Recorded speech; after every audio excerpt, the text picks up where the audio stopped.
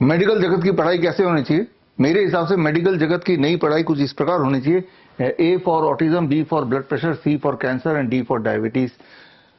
इन सारी बीमारियों में आपस में कोई तालमेल नहीं है, लेकिन अगर इन चारों चीजों को आपको समझा जाए तो आपको पूरा you will be able to decode how to cure the science of curing the disease.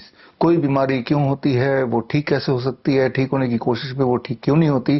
खास तौर पे पिछले 15 साल से जब से मैंने डीआईपी डाइट डेवलप किया है, आप में से लाखों करोड़ों फॉलोअर डीआईपी डाइट फॉलो करते हुए अपनी बीमारियों को भगाया, लेकिन एट द सेम टाइम आप में से थोड़े से प्रतिशत ऐसे भी पेशेंट्स हैं जिन्होंने डीआईपी डाइट का लाभ तो लिया, लेकिन उनकी शिकायत थी कि पूरी तरह बीमारी ठीक नहीं हुई, अभी भी कुछ ना कुछ बाकी है। इंसुलिन 90% छूट गया, 10% छूटा नहीं।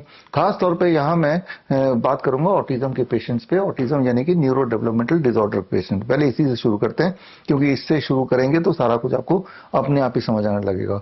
ऑटिज्म नाम एक है लेकिन बीमारी एक नहीं है। ऑटिज्म में पूरा एक स्पेक्ट्रम आता है। वो स्पेक्ट्रम अगर आप समझ लेंगे तो आप ये समझ लेंगे कि अगर आपने किसी के ऑटिज्म को ठीक कर सकें तो आप दुनिया की हर बीमारी को ठीक कर सकते हैं। यूं मानिए कि सारी बीमारियां अगर इकट्ठी होकर आ जाएं तो वो एक बीमारी ऑटिज्म के बराबर होता है।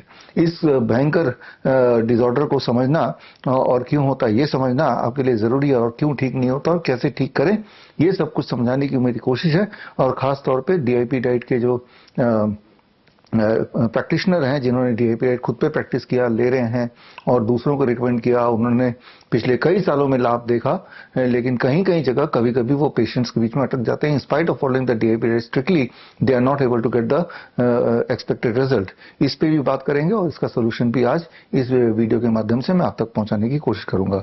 तो बात करते हैं ऑटिज्म की। आप में से काफी लोगों को पता होगा पिछले more than a year we are working very very hard on autism. और ऑटिज्म के हमारे जो बच्चे हैं वो अक्सर पूरी तरह स्वस्थ हो जाते हैं और नॉर्मल स्कूल में जाने लगते हैं। ऑटिज्म को सिंपल भाषा में कई लोग तो मंद बुद्धि बोलते हैं, एबनॉर्मल चाइल्ड बोल देते हैं, स्पेशल चाइल्ड बोल देते हैं। मतलब ये कि एक ऐसा बच्चा जो जीवन भर अपने छोटे से छोटे जरूरत के लिए किसी न किसी पे निर्भर रहेगा। अक्सर ऑटिज्म के जो बच्चे हैं कई बार वो बोल ही नहीं पाते, 12 साल 13 साल 14 साल के होने के बाद भी, या फिर खुद से कपड़े पहनना, खुद से ब्रश करना, भूख लगी तो खाना मांगना, कोई नाम पूछे तो बताना, ये जो चीजें जो फॉर ग्रांटेड हम लेते हैं ये उनके लिए एक सबसे बड़ा मेजर चैलेंज बन के रहता है। सोने का टाइम का कुछ पता नहीं, उठने का टाइम का कुछ पता नहीं, और उनकी इम्यूनिटी भी कई बार कॉम्प्रोमाइज होती है। तो बोलने के लिए काफी लंबा समय आपको समझना पड़ेगा। Only then you will be able to understand the autism. फिलहाल इस में आगे बढ़ते हैं और हमारा एक गोल है आज के इस वीडियो के माध्यम से कि जहां पे डीआईपी डाइट में अटक गए वहां आगे क्या करना है, जहां पे अपने सारे हथियार अप्लाई कर लिए, जो भी कुछ आपने मुझसे सीखा, चाहे वो हॉट वाटर इमर्शन हो, चाहे वो डीआईपी डाइट हो, चाहे वो सर्केडियन क्लॉक के प्रिंसिपल्स हो या जीरो वोल्ट थेरेपी हो, ये सारे कुछ करने के बाद भी अगर पेशेंट पूरी तरह ठीक नहीं हो पा रहा है या पेशेंट को फर्क नहीं पड़ रहा, तो कहां पे अटके होंगे और क्या करना पड़ेगा, हम क्या करते हैं, हमने क्या पाया, the science of curing a disease. इसको समझने के लिए पहले तो ये देखते हैं ऑटिज्म। ऑटिज्म का हमारा महीने में लगभग 4 से 5 हर हफ्ते एक नया बैच होता है ऑनलाइन। और ये ऑटिज्म का जो ऑनलाइन हमारा जो पेशेंट मॉनिटरिंग सिस्टम है पूरी तरह फ्री है। और जो भी आप में से सुन रहे हैं और अगर आपके इर्द गिर्द कोई ऑटिज्म के बच्चे वाले परिवार हैं तो उन तक ये लिंक पहुंचाइए bishrup.com/autism। वहां भर के आप मुझसे जुड़ सकते हैं, मेरे ऑटिज्म के स्पेशल टीम से जुड़ सकते हैं, और ऑनलाइन हम 1 महीने आपको और आपके बच्चे को मॉनिटर करेंगे और हम ये बता सकते हैं कि आपके बच्चे में काफी ज्यादा इंप्रूवमेंट 1 महीने के अंदर ही दिखने को मिल जाएगा। कितना ज्यादा इंप्रूवमेंट, इसके लिए हमारे अभी जो 13th बैच पूरा हुआ है, 13वां बैच, एक बैच में 250, 300, कई बार 400 बच्चे होते हैं। और तो 13th बैच का जो रिजल्ट है वो भी मैं आपके सामने रख रहा हूँ, और इस रिजल्ट के बहाने कुछ ऐसी बातें बताऊंगा जिससे सिर्फ ऑटिज्म की बात नहीं, किसी भी बीमारी में कैसे ठीक करें, क्यों ठीक नहीं होता, डीआईपी डाइट कब काम करता है, कब काम नहीं करता है, चाहे वो कैंसर हो, चाहे हार्ट डिजीज हो, चाहे किडनी फेलियर हो, ये सारा कुछ आपको मोटा मोटी समझ आने वाला है।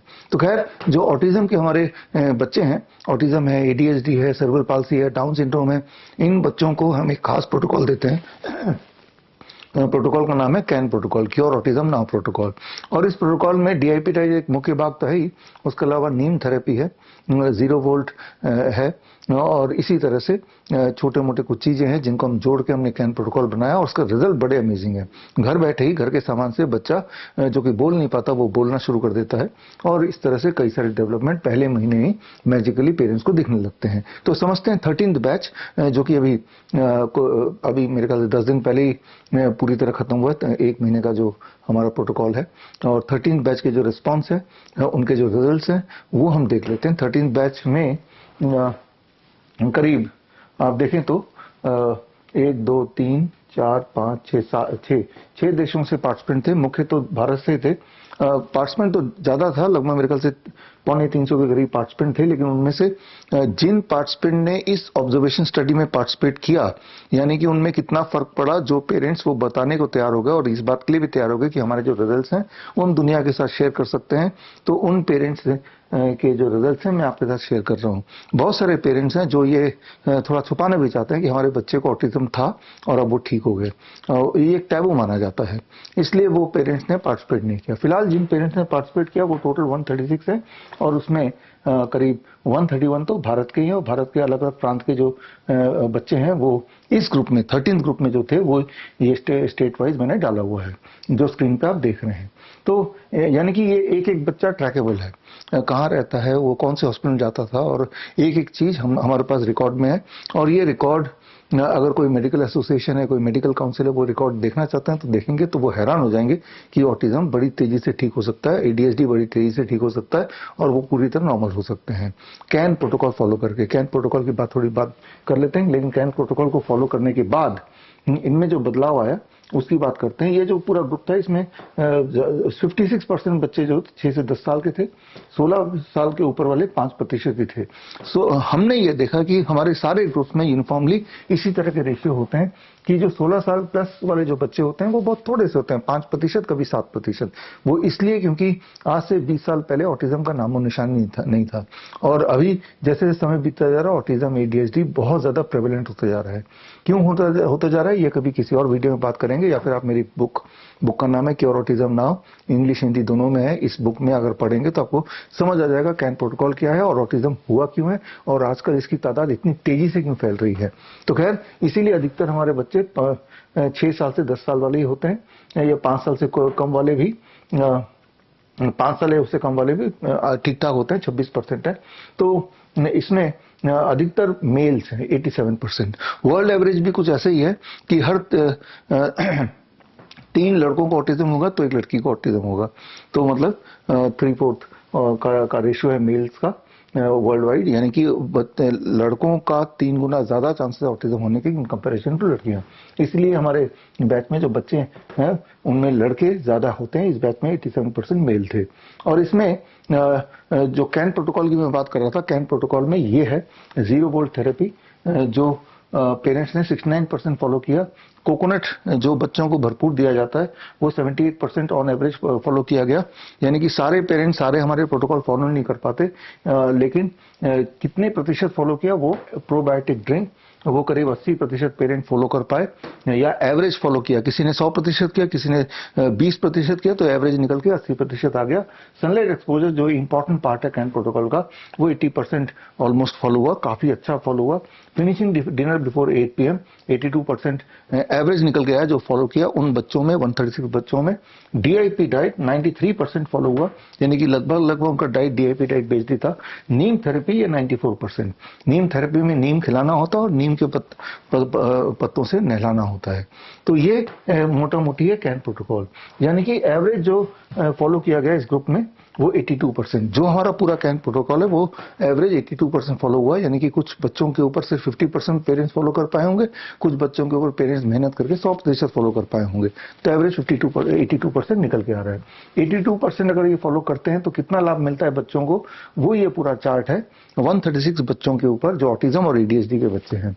इनमें अगर देखें ऑटिज्म के बच्चों में एक खास तरह की दिक्कत होती है जो कि इस ग्रुप के 43% बच्चों में था, टो वॉकिंग, यानी कि वो अपने टो पे चलते हैं, अजीब तरह से चलते हैं।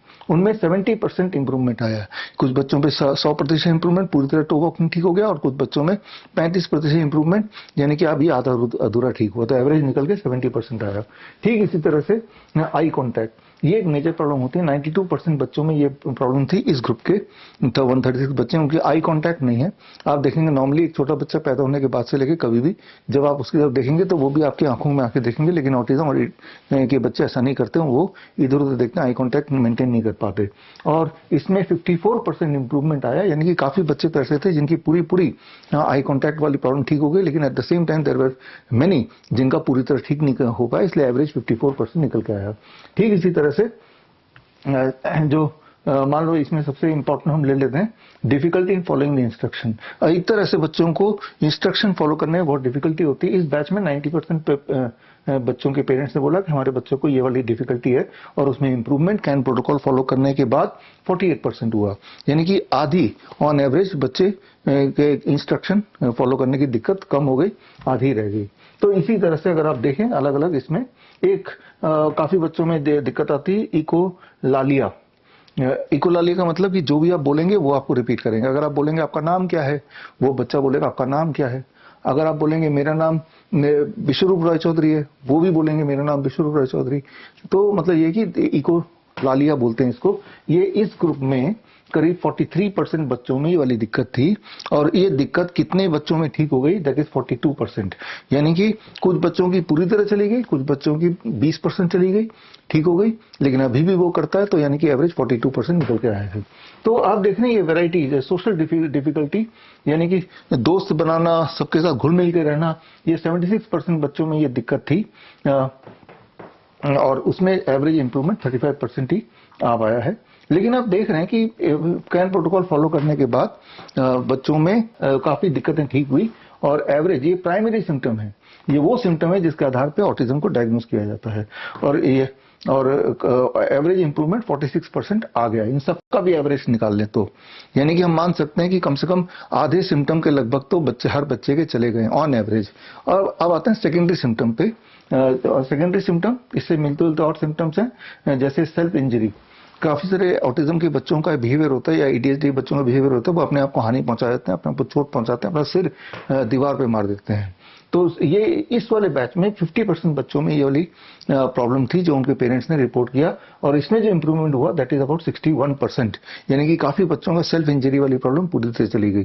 तो ये सेल्फ इंजरी वाली जो प्रॉब्लम है, ये डायरेक्टली हम ऑटिज्म नहीं बोल सकते, लेकिन ऑटिज्म के बच्चों को ये प्रॉब्लम होती है ऐसा बोल सकते हैं, इसलिए इसको प्राइमरी सिम्टम ना बोल के सेकेंडरी सिम्टम मैं बोल रहा हूँ। ठीक इसी तरह से 90% बच्चों में सिलेक्टिव ईटिंग, खाने की जो चॉइस ऑफ फूड है, या ईटिंग डिफिकल्टी, उनका खिलाना एक मेजर टास्क था, और उसमें 61% इंप्रूवमेंट हो गया। 61 is a good amount of improvement, मतलब कम से कम अब वो बच्चे वेल बिहेव हो गए और बहुत ज्यादा दिक्कत नहीं करते खाने पीने में। ठीक इसी तरह से अगर बोलें कि भूलने की जो दिक्कत थी इन्हीं बच्चों में 69% था इस बैच में, उसमें 46% इंप्रूवमेंट हो गया। इस तरह से अगर आप देखें कि वो रेंज ऑफ बिहेवियर्स हैं जो कुल मिला के ऑटिज्म एक वर्ड के अंदर छुपा हुआ है। अब ये सेकेंडरी के बाद टर्शियरी सिम्टम भी हैं। ये टर्शियरी सिम्टम आपके आंखों के सामने है। इनमें करीब 21% बच्चों को माइग्रेन और हेडेक होता है। एक नॉर्मल बच्चों से ज्यादा माइग्रेन रहता है, हेडेक रहता है, और जब उन्होंने कैन प्रोटोकॉल फॉलो किया 86% इंप्रूवमेंट आ गया, यानी कि अधिकतर बच्चों का माइग्रेन हेडेक की प्रॉब्लम चली ही गई। या अस्थमा, 21% को अस्थमा था इस बैच में, ऑटिज्म वाले बैच में, और उसमें 83% इंप्रूवमेंट हुआ। 86% माइग्रेन में, 83% हुआ अस्थमा में, यानी कि अस्थमा भी लगभग गायब हो गया। तो इसी तरह से अगर आप देखें frequent cough and cold, autism के बच्चों में जो इम्यूनिटी होती है वो पुअर होती है in comparison to the general population. तो 83% पेरेंट्स ने अपने बच्चों के लिए बोला कि उनको बहुत फ्रीक्वेंट कफ एंड कोल्ड होता है इन कंपैरिजन टू बाकी बच्चों के उन्हीं के एज के। तो उसमें 69% इंप्रूवमेंट देखा गया। तो मैं ये बोलना चाह रहा हूँ कि cough and cold is nothing to do with autism, लेकिन ऑटिज्म के बच्चों में ये ज्यादा होता है। फीवर ऑटिज्म के बच्चों में ज्यादा होता है। फिट्स ऑटिज्म के बच्चों में ज्यादा पड़ता है। एपिलेप्सी एंड फिट्स इस वाले ग्रुप में 22% बच्चों को था, और उसमें 81% इंप्रूवमेंट हुआ, यानी कि अधिकतर बच्चों का फिट्स की समस्या पूरी तरह चली गई, और जिनकी पूरी तरह नहीं भी गई एटलीस्ट फ्रीक्वेंसी कम हो गई और इंटेंसिटी कम हो गया। तो आप देख रहे हैं कि जब आप ऑटिज्म को ठीक कर रहे हैं तो एक्चुअली ऑटिज्म को ठीक नहीं कर रहे हैं सिर्फ, आप अस्थमा भी ठीक कर रहे हैं, फिट्स भी ठीक कर रहे हैं, माइग्रेन भी ठीक कर रहे हैं, फॉरगेटफुलनेस भी ठीक कर रहे हैं, डायरिया भी ठीक कर रहे हैं, कॉन्स्टिपेशन भी ठीक कर रहे हैं, इम्यूनिटी भी बिल्ड कर रहे हैं, एब्डोमिनल ब्लोटिंग जो कि 54% बच्चों में था और एवरेज इंप्रूवमेंट 65% हो गया। डेंटल प्रॉब्लम ऑटिज्म के बच्चों बच्चों को ज्यादा होता है in comparison to the normal population, और डेंटल प्रॉब्लम इस ग्रुप में 40% बच्चों को था, उसमें 63% इंप्रूवमेंट हो गया। तो पुअर हैंड राइटिंग जो इस ग्रुप में 55% बच्चों को था, उसमें 38% इंप्रूवमेंट आ गया, एवरेज इंप्रूवमेंट। तो आप यहाँ पे देखें कि ऐसे बच्चों में अधिकतर फीवर बड़े फ्रीक्वेंटली आता है। रेकरेंट फीवर आने की जो प्रवृत्ति थी, 63% बच्चों के पेरेंट्स ने बोला कि हमारे बच्चों में रेकरेंट फीवर आता है। अब बाद में हमने जो कैन प्रोटोकॉल अप्लाई किया, उसके बाद उनका फीडबैक आया कि 79% इंप्रूवमेंट है, यानी कि फीवर अब बार बार नहीं आता। तो आप समझ रहे हैं मेरी बात कि अगर आप ऑटिज्म को ठीक करना चाहते हैं तो बच्चों के इतने सारे 50 तरह के ऑलमोस्ट पैरामीटर्स हैं, उनको सबको ठीक करेंगे करके तो आप ऑटिज्म को ठीक कर पाएंगे। इसका मतलब ये भी हुआ कि अगर ये कैन प्रोटोकॉल किसी अस्थमा वाले पेशेंट को देंगे तो वो ठीक हो जाएगा, यही कैन प्रोटोकॉल किसी लो इम्यूनिटी वाले को देंगे वो ठीक हो जाएगा, यही कैन प्रोटोकॉल किसी कॉन्स्टिपेशन वाले पेशेंट को देंगे तो वो भी ठीक हो जाएगा, बिकॉज ऑटिज्म के अंदर सारे प्रॉब्लम्स ही उन बच्चों में है। तो जब हम in primary, secondary and tertiary parameter का हम एक एवरेज निकालते हैं, तो एवरेज निकल के आया टर्शियरी पैरामीटर 71% इंप्रूवमेंट, तो ओवरऑल इंप्रूवमेंट हो गया 55%। यानी कि कैन प्रोटोकॉल फॉलो करने के बाद, वो भी 2 महीने फॉलो करने के बाद, क्यों कुछ ऐसे ज्यादातर पेरेंट ऐसे थे हमारे ग्रुप से जुड़ने से पहले हमारी किताब, हमारे इस तरह के वीडियोस देख के पहले से ही बच्चों को कैन प्रोटोकॉल कराना शुरू कर दिया, और एवरेज निकल के आया 59 डेज तक कैन प्रोटोकॉल फॉलो किया तो उसमें जो इंप्रूवमेंट आया 55%, राइट। और जब कंप्लायंस रेट 82% है, 100% है भी नहीं, हालांकि 82% भी अच्छा मान सकते हैं। तो यहाँ पे एक सवाल आता है कि काफी सारे बच्चे तो पूरी तरह ठीक हो गए और काफी सारे बच्चे पूरी तरह ठीक नहीं हुए, 55% ही एवरेज इंप्रूवमेंट है। हालांकि 55% भी एक बहुत ही अच्छा फिगर है, यानी कि बच्चों की आधे से अधिक सिम्टम गायब हो गए इतने सारे में। लेकिन हमारा फोकस अब उधर है कि जो चीज ठीक नहीं हुई या जो बच्चे ठीक नहीं हुए, इस पे हमने रिसर्च किया, इसमें हमने दिमाग लगाया, तो हमने ये पाया कि हम सिर्फ एक चीज कर दें कि जो बच्चे हैं उनके जीवन से केमिकल्स को पूरी तरह हटा दें। एक्चुअली हमने ये करने की कोशिश भी की, उन पेरेंट्स को बोला कि अब से वैक्सीन नहीं लगाइए, एंटीबायोटिक मत दीजिए, किसी भी तरह का एलोपैथिक कोई दवाई या केमिकल बच्चों को नहीं दीजिए। इस पे अगर हम आते हैं तो हमारे कैन प्रोटोकॉल को जो फॉलो कर रहे थे उनमें से 65% बच्चों को कोई ना कोई दवाइयां चल रही थी, चाहे वो फिट्स की दवाई हो, चाहे वो हाइपर एक्टिविटी की दवाई हो, चाहे वो स्लीपिंग पिल्स हो या डाइजेशन वगैरह की दवाई हो, और 91% दवाइयां उन सब की छूट गई। यानी कि अधिकतर बच्चों की 100% छूट गई, लेकिन कुछ पेरेंट्स ऐसे थे हमारे बोलने के बावजूद भी थोड़ा बहुत कुछ दवाई दे ही देते थे। सिमिलरली ये बिना मतलब के पेरेंट्स को बताया जाता है काउंसलर के द्वारा, डॉक्टर के द्वारा, इनको थेरेपी ले जाओ, स्पीच थेरेपी, ऑक्यूपेशनल थेरेपी और बिहेवियरल थेरेपी, और तो 74% पेरेंट ले जाते थे, लेकिन हमारे कहने पे 86%, उनमें से 86% पेरेंट्स ने ले जाना बंद कर दिया। यानी कि बच्चों को कैन प्रोटोकॉल फॉलो कराया और बाकी जो वो करते सारा कुछ बंद कर दिया। तो बच्चों में जो इंप्रूवमेंट आया मैंने आपको बताया। लेकिन जिन बच्चों में इंप्रूवमेंट नहीं आया या एवरेज इंप्रूवमेंट 55% आया, तो 45% अभी बॉडी में सिम्टम बाकी रह गए हैं। तो इन सिम्टम को ये बाकी क्यों रह गए हैं, जिन बच्चों में बाकी रह गए, इसका जवाब ये है जो हमने पाया वो कि अगर हम बच्चे की जिंदगी या उस पेशेंट की जिंदगी से केमिकल को हटा दें 100%, तो मैंने ये देखा है, मैंने ऑब्जर्व किया, तो फिर 100% तक इंप्रूवमेंट हो सकता है। फिर चाहे वो हम ऑटिज्म की बात करें या बी फॉर ब्लड प्रेशर की बात करें, सी फॉर कैंसर की बात करें या डी फॉर डायबिटीज की बात करें। डायबिटीज में भी जो टाइप 1 बच्चे आते हैं, करीब 40% बच्चे ऐसे होते हैं जिनको DIP डाइट लेने के बाद उनकी इंसुलिन 100% छूट जाती है। लेकिन 60% ऐसे बच्चे होते हैं जिनका जो DIP डाइट लेने के बाद उनका जो इंसुलिन है, जो फास्ट एक्टिंग है, वो तो छूट जाता है, जो 4 बार लगाते हैं, 3 बार लगाते हैं।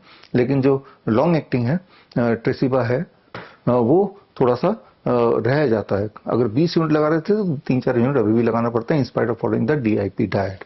तो इस पे हम पिछले कुछ सालों से थोड़ा डेटा कोलेक्ट कर रहे थे कि कौन वाले बच्चे हैं जो पूरी तरह ठीक हो पाते हैं, कौन वाले बच्चे हैं जिनमें थोड़ी बहुत कुछ ना कुछ हाथी की पूंछ रह जाती है, बीमारी लिंगर ऑन करती रहती है। तो हमने ये पाया कि किसी भी तरह से उस पेशेंट या उस इंसान या उस बच्चे के लाइफस्टाइल से अगर हम पूरी तरह से केमिकल हटा दें 1 महीने के लिए, तो ठीक होने की स्पीड कई गुना बढ़ जाती है, 2 से 3 गुना, और ठीक होने के चांसेस बढ़ जाते हैं। और जो पूरी तरह ठीक नहीं हुए थे, हमने देखा कि पूरी तरह ठीक होना और ज्यादा आसान हो जाता है और पॉसिबल हो जाता है। हमें सिर्फ इतना करना है कि उस पेशेंट की जिंदगी से केमिकल पूरी तरह हटाना है। अब पहले तो ये देखना पड़ेगा कि वो जो इंसान है उसके अंदर केमिकल कहाँ कहाँ से आ रहा है, उसे ब्लॉक करना है। सुबह जब उठता है सबसे पहले वो टूथपेस्ट करता है, ये पहला केमिकल है। तो हमने अपने पेशेंट्स में से इस टूथपेस्ट से हटा दिया। तो क्या किससे ब्रश करेंगे? हमने टूथ पाउडर बनाने बोला, नीम के पत्ते का पाउडर और नीम के छाल का पाउडर इक्वल क्वांटिटी मिला के डब्बे में भर लो, मिला लो आपस में, तो वो बन गया नीम टूथ पाउडर। यानी कि पहली चीज जो केमिकल जा रही थी उसने तो ब्लॉक कर दिया। अब दूसरी चीज जो केमिकल जाती है वो फ्रूट्स एंड वेजिटेबल्स, जो हम डीआईपी डाइट में खाने बोलते हैं, भरपूर फ्रूट्स, ब्रेकफास्ट ही होता है जैसा आपको पता है। तो फ्रूट्स के माध्यम से भी पेस्टिसाइड्स एंड केमिकल पेट में जा सकते हैं। तो इसका सोल्यूशन हमने निकाला कि 1 लीटर पानी में करीब 4 चम्मच रिफाइंड सॉल्ट आप मिला दो। उस नमक के पानी में वो फ्रूट्स एंड रॉ वेजिटेबल को करीब 15 मिनट रख दो और उसके बाद फ्रूट्स एंड वेजिटेबल को उस पानी से निकाल के रनिंग वाटर में थोड़ा वॉश कर लो। तो इससे करीब 70-80% जो आउटर लेयर पे जो पेस्टिसाइड्स हैं, केमिकल्स हैं, वो निकल ही जाता है। तो इस तरह से हमने मिनिमाइज करने की कोशिश की कि फ्रूट्स के माध्यम से भी जो बॉडी में केमिकल जा रहा था वो रॉ फ्रूट खाने से, जिसका तो छिलका आप निकाल पाएंगे जैसे केला है, संतरा, उसमें तो चिंता नहीं है, लेकिन जिसका छिलका नहीं निकाल पाएंगे जैसे अंगूर है, तो उसमें ये करना पड़ेगा कि उसको नमक वाले पानी में रखना पड़ेगा, या टमाटर है नमक वाले पानी में रखना पड़ेगा।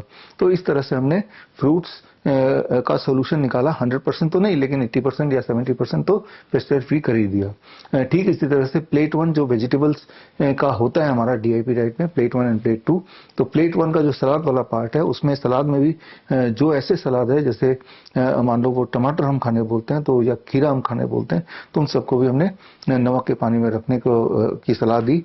और अब रह गया सिर्फ प्लेट 2। प्लेट 2 जो होता है, जो कुक्ड फूड होता है, जिसमें आपको रोटी सब्जी दाल चावल खाना अलाउड है। तो यहाँ पे जो आप बाजार से खाना लेते हैं वो नॉन ऑर्गेनिक होता है, वो क्रॉप्स नॉन, वो दालें नॉन ऑर्गेनिक, वो मसाले नॉन ऑर्गेनिक। अब उसके माध्यम से भी केमिकल आपके बॉडी में जा रहा है, और इसको अगर हम केमिकल फ्री कर दें तो आगे इसी वीडियो में आपको दिखाऊंगा कि हमारा जो कैंप महीने में एक बार हिम्स हॉस्पिटल में होता है, और एक्सपेरिमेंटली हमने प्लेट 2 को पूरी तरह केमिकल फ्री कर दिया। यानी कि जो मिलेट्स हम दे रहे हैं, जो दालें हम दे रहे हैं, जो मसाले हम दे रहे हैं, वो सारे के सारा chemical free, absolutely. And zero oil, यानी कि ऑयल का उपयोग ही नहीं किया खाना बनाने में, दाल बनाने में, सब्जी बनाने में। और ऑयल की जगह एक very special method, water based cooking.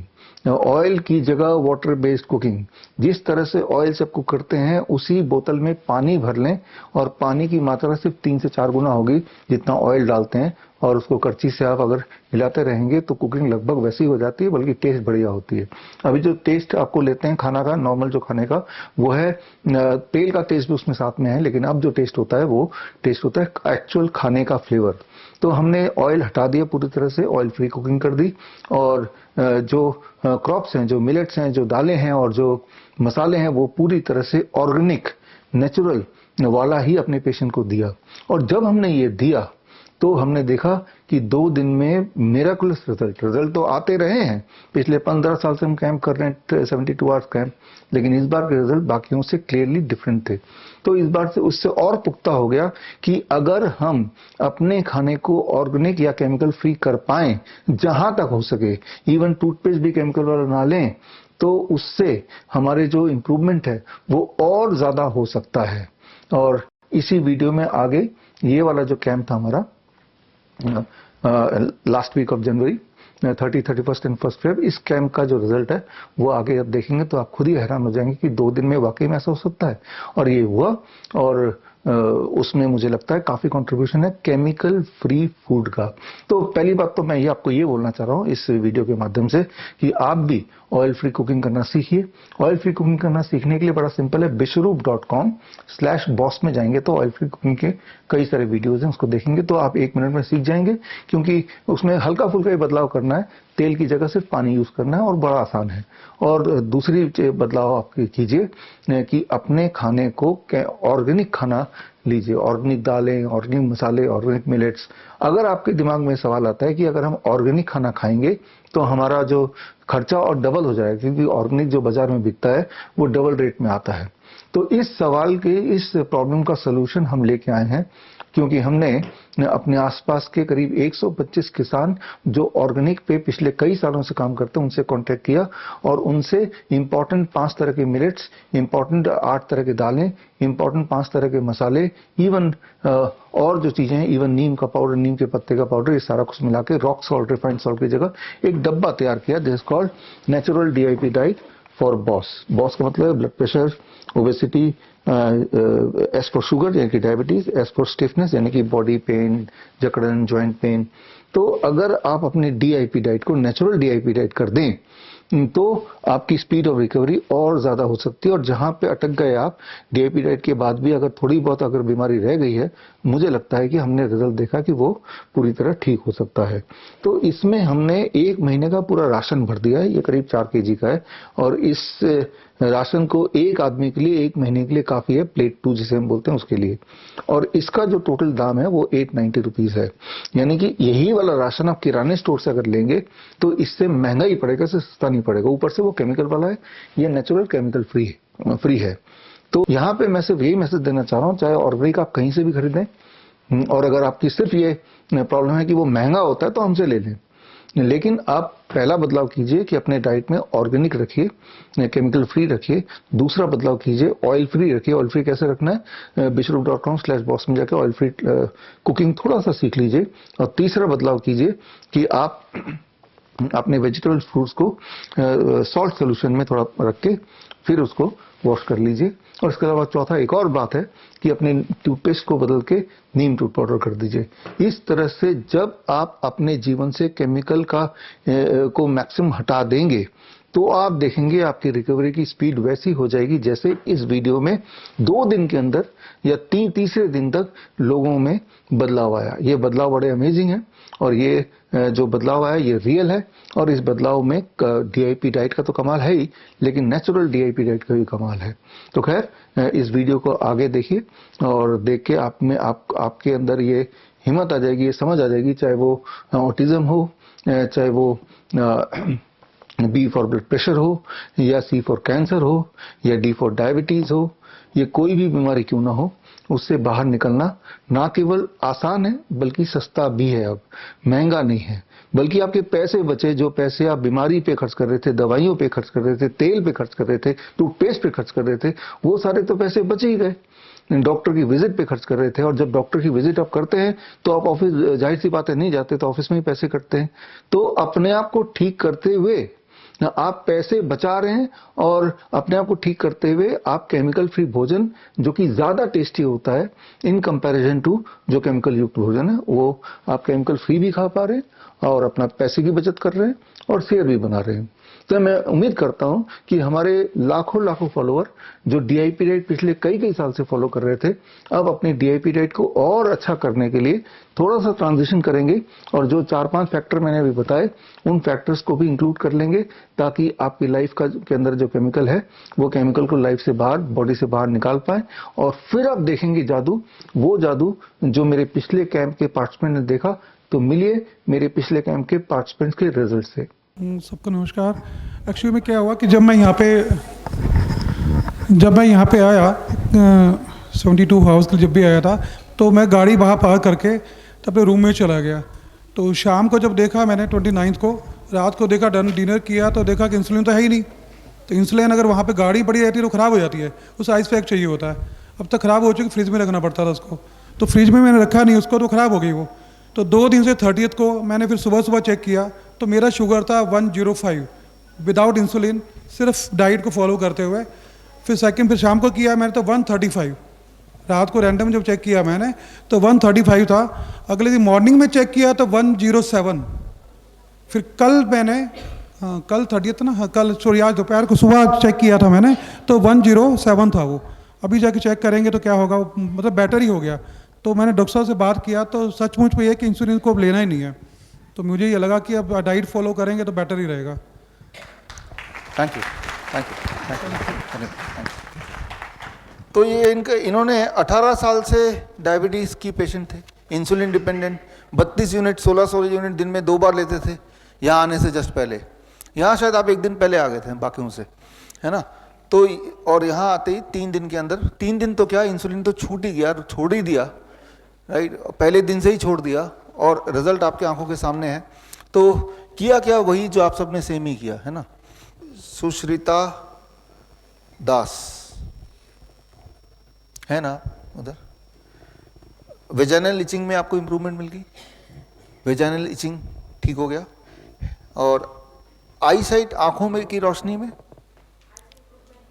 आज इंप्रूवमेंट, आंखों की रोशनी में, आपकी आंखों के सामने आपके साथ ही वेजाइनल इचिंग आंखों की रोशनी में। तो आप देख रहे हैं कितनी पावरफुल ढंग से 2 दिन के अंदर, अनबिलीवेबल ढंग से आपको इंप्रूवमेंट दिख रहा है कि 2 दिन में आंख ज़्यादा अच्छा देखने लगे, है ना। तो यही आपकी मुख्य समस्या भी थी और इसी में आपको इंप्रूवमेंट भी मिला। रूबी सिंह आप है ना, आप कल जब मिला तो काफ़ी परेशान लग रहे थे, आप बहुत ज़्यादा परेशान लग रहे थे, आपके ग्लायोब्लास्टोमा ब्रेन का कैंसर है ना, देख रहे हैं। सर्जरी के बाद भी आपने चेहरा वो दिखाया था, फेशियल ट्विचिंग, आँख अचानक हो जाना, अब ठीक है, अब ठीक, आज आराम मिल गया। हाँ, कल काफ़ी परेशान थे, ये कैसे होगा, ठीक कैसे होगा, आज आपके आंखों सामने आप देख ही रहे हैं कि आज स्माइलिंग फेस दिख रहा है कि वो ट्विचिंग जो है, जो ब्रेन के ट्यूमर की वजह से बार बार आता था, अब नहीं आ रहा है ना। तो ये बड़ी उपलब्धि मान सकते हैं, है ना। फैटीग, हेडेक भी ठीक हो गया, है ना। फेशियल ट्विचिंग, वीकनेस, फैटीग, ये सारी चीज़ें जो ब्रेन के कैंसर का जो सिम्टम थे, it is 2 days only, now the patient is healed. और यही करते रहेंगे तो आप देखेंगे कि वो दोबारा कभी आया नहीं, यानी कि सब कुछ ठीक है, नहीं करते रहना पड़ेगा इसको, कीप डूइंग दिस, है ना। बैठिए। तो कैंसर ऑफ ब्रेन, तो अभी तो आप सर्जरी कराने के बाद इस हालत में आए थे, अगर पहले, मैं सभी को बोलता हूँ कि सर्जरी बिल्कुल मत कराइए, छूने मत दीजिए किसी को अपने बॉडी का अंग, खासतौर पे ब्रेन, ठीक है ना। तो और आसान है ठीक होना, और आसान है। लेकिन चलो 2 दिन में आपको रिजल्ट मिल गया तो ठीक है। मतलब ये आपके लिए रूबी सिंह जी, मेरी तो मशवरा ये है कि दोबारा हॉस्पिटल जाना ही नहीं, जाना ही नहीं। जब भी जाएंगे वो आपके दिमाग में वहम डाल देंगे कि पेट स्कैन करा के देख लो, है ना, दोबारा आ जाता है, ऐसे डरा देते हैं ना, वो माहौल ही ऐसा होता है, बना के रखते हैं, उसकी उनके चेहरे का एक्सप्रेशन भी ऐसे रखते हैं कि आप कुछ पूछ ना पाएँ, है ना।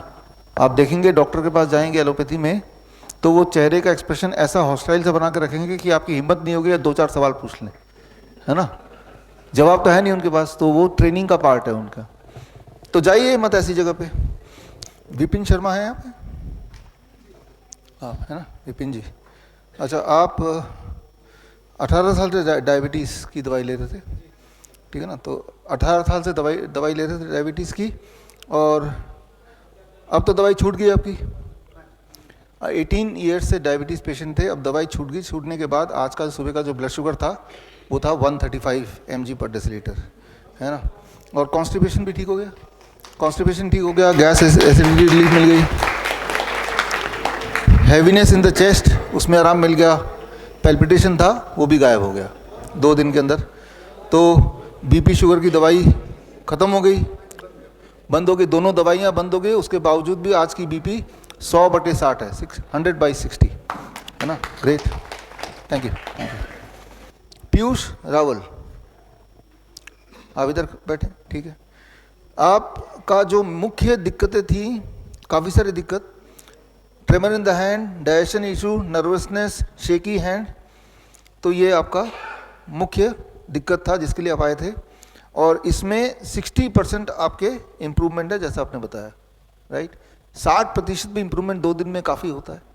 4 दिन और सही, 10 दिन और सही, 100% इम्प्रूवमेंट हो जाएगा। रोशनी अमृत कुमारी, आप है ना, ठीक है। आपका ब्रेस्ट कैंसर पोस्ट सर्जरी, यहाँ पे आए हैं, गेट प्रॉब्लम चलने में, numbness in the lower limb, hand all the time since last 1 year, तो ये आपकी मुख्य दिक्कत है। और इसमें 80% आपको रिलीफ मिला है। नमनेस कुछ कम हुआ, 90% नमनेस कम हो गया 2 दिन के अंदर, 90%, है ना। So that is a great achievement, and जो कि पिछले 1 साल से था। शक्ति सिंह, आप बैठे, आप है ना शक्ति जी। आपका दवाइयाँ सारी छूट गई बीपी शुगर की, हाँ, इन 2 दिन में दवाई छूट गई है और आज बिना दवाई के आपका फास्टिंग ब्लड शुगर सुबह का 113, आपका ब्लड प्रेशर 130/80 दोनों ही नॉर्मल रेंज में आ गया और दवाई भी छूट गई। और फ्रोथी यूरिन में कुछ इंप्रूवमेंट आया? झाग पेशाब में उसमें नहीं आया, वो रह गया अभी। ठीक है, उसमें वैसे भी अब मैं 5 दिन का टाइम मान के ही चलिए, 2 दिन में 10-15%, 20% इंप्रूवमेंट आएगा भी तो उतना पता नहीं चलता। लेकिन इंपॉर्टेंट बात है, जब दवाई छूट गई, बीपी शुगर उसके बाद नॉर्मल आ गया, तो अब अगली बारी फ्रोथी यूरिन की है, यूटीआई की है नेक्स्ट बारी। यानी कि कल फिर मैं एक बार पूछूंगा आपके जाने से पहले बाकी लोगों से भी, देखते हैं कल में कितना इंप्रूवमेंट आता है, फिर 7 दिन बाद एक बार फिर पूछेंगे।